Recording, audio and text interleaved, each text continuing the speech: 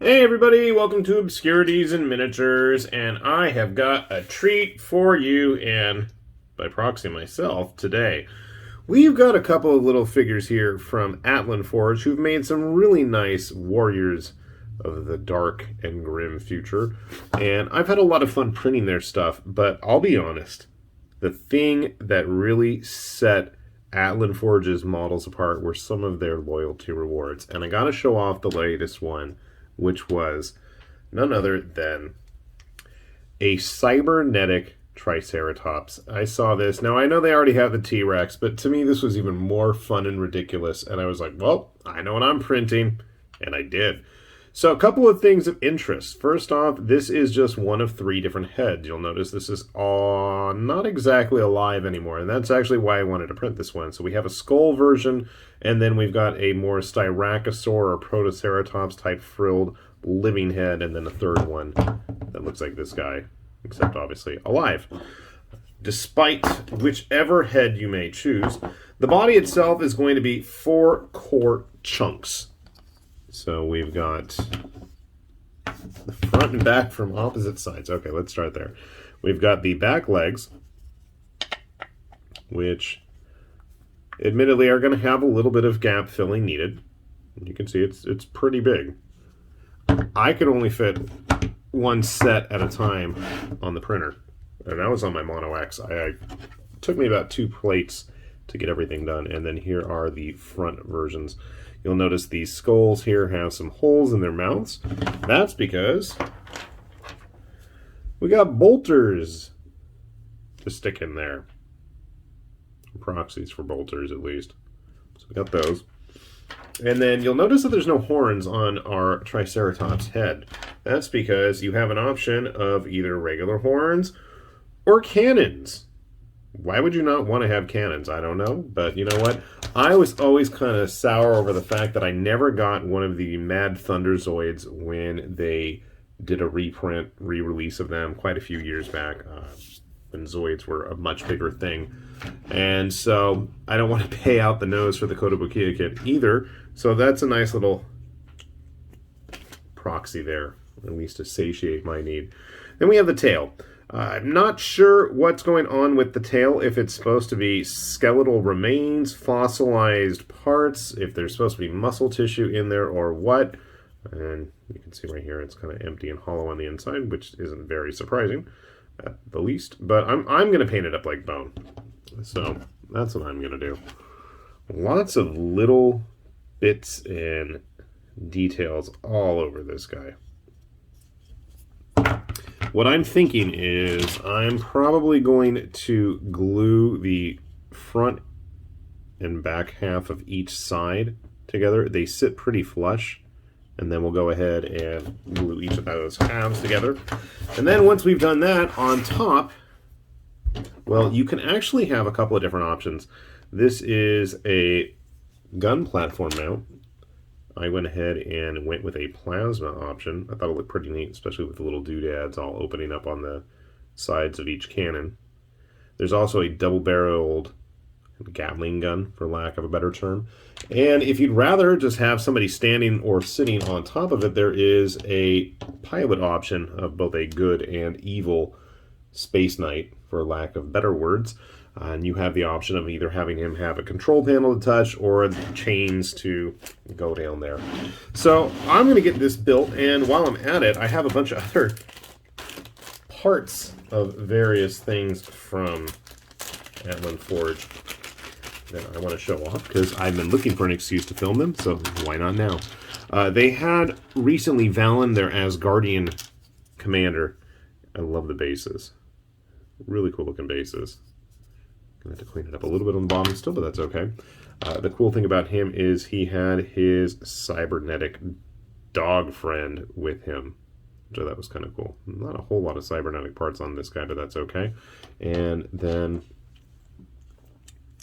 as always with these Atlan Forge models, they're totally compatible with all of their basic generic troop types. And I've got 2 backpacks. Why are there 2 backpacks here? I don't know. Is one of them a misprint or something? Maybe this one. I guess the edge got a little... Yeah, okay, I can see it there. And then, as always, various head options when they want to get in focus. Come on. Anyway, it's a dude that's like a helmeted head with big horns on it. It must not be that exciting to look at. That's fine. They had a bear head as well. Power swords, chain swords, bolt pistols, the usual, and a nice touch. A hand for petting the good boy. While I'm at it, I've got another bag of parts that I haven't had a chance to film. No better time than the present. And those are the Waitoa-Taikaiti or something like that. They had a funky name. And there's somebody's tilt shield. I don't know whose that is. I think it's the Asgardian guy. So these are their like Pacific Islander inspired Space Knight dudes. So they've got like skulls of various creatures and very Maori inspired patterning on those shields. I don't know why I can't get things in focus today. You can kind of see them there. They have the hands attached. They do not have the arms, but that's okay because a lot of the arms are separate pieces. Very spiky armor for a good guy looking Space Knight. Take the cleats. At first I thought I just had a horrible time removing them, but no, they're full-on cleats. Big, massive sabers for everybody. And again, all of the backpacks have, continuing with the shark theme, Islander theme, Carcadon type jaws. Jaws, get it? There's shark teeth all over these things, and I don't know why I can't get the camera to focus on the bits, so, you know what, I'm just going to go ahead and build them, and I can show you. Might make some cool Corsairs. Space pirates. Why not? These guns especially, with all the bones all over them. Anyway, alright, I'm going to stop rambling. I'm going to get this stuff built. I've been itching for an excuse, and now I got it, so sit tight, we'll see how it all turns out. So, I've been busy building. Let's start off with our big old Triceratops. Thunk. So, I didn't obviously glue the turret on yet. It's, you know, an easy piece to move and remove, so we didn't do that. You can see I went ahead, got the turret horns on there, got the bolters on the shoulders, and for the most part, you know, everything was pretty simple, but, and there's always a but it seems, the parts just didn't want to connect very carefully. Look at that seam going right down the middle there. It's not as noticeable in the back half, but that front half really irks me. But that's still not half as bad as when we turn it over. Look at that major gap. You can, oh boy. Now, realistically, you know, I don't know why you would have it flipped over on its back in the first place in the middle of a game. So that shouldn't be a huge issue overall. I'm really not going to worry about that too much.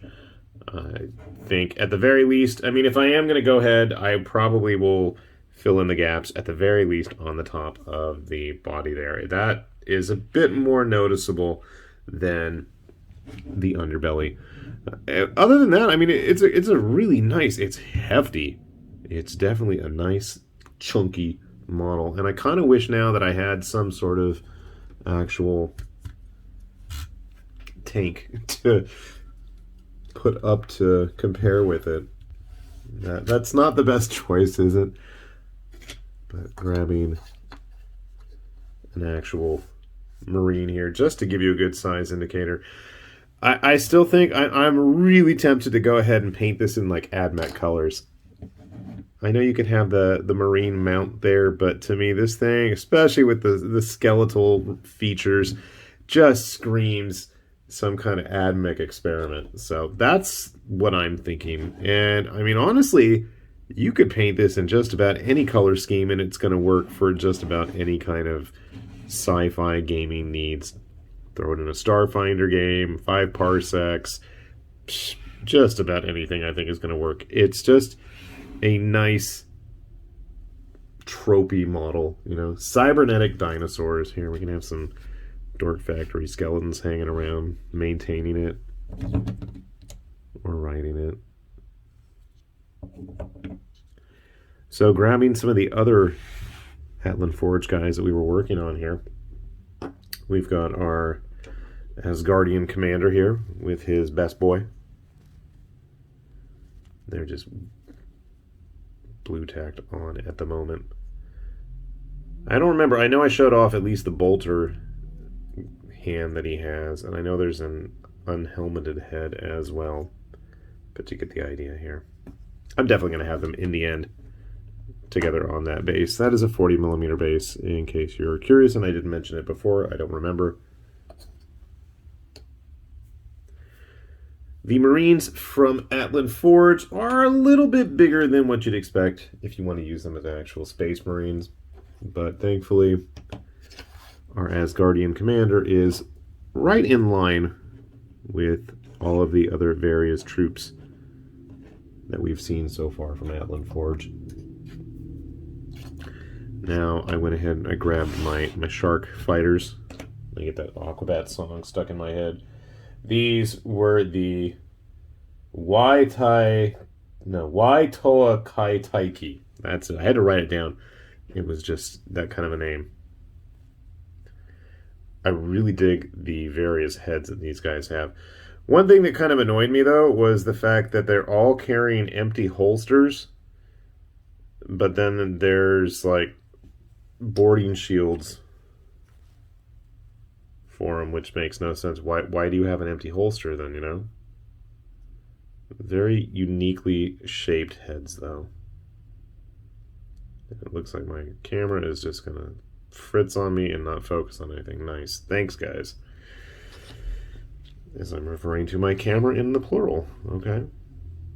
You can see he's got like a very obvious shark fin on his head. But the more I look at these and their bony protrusions all over their guns, these just scream space pirates to me. Come on. I mean, they're already carrying cutlasses too. Why wouldn't you want to use them as, you know, space pirates? I'm thinking there's a contrast gray that I have, and I think it would be the perfect base for these guys. So I'm going to go ahead and get these primed up as quick as I can. I was expecting these to be a little bit larger than the other Marines troops that Atlan's got, but in the end, I guess they're about the same size. I was kind of surprised about that. Something about them when I was looking at them, you know, I don't know, just the fact that they've got really thick armor, especially on their legs and their shoulders, made me think they were just going to be a little bit larger than they actually were. I forgot if I mentioned they had the little shark head motifs on the backpacks. Kind of a nice touch as well, in addition to the shark jaws there. But, I mean, they're just kind of fun models. If you haven't had a chance, Atlan Forge has all sorts of interesting stuff, guys, on bears, on bulls, silverback gorilla dreadnought things, dinosaurs with guns on them. I think if you want some interesting grimdark choices, they definitely have a lot of interesting options. So we'll put a link down below. You guys can check it out as well. And hopefully they have something there that is going to ignite your desire to paint just as much as mine. So I got to end this video. I want to go get started.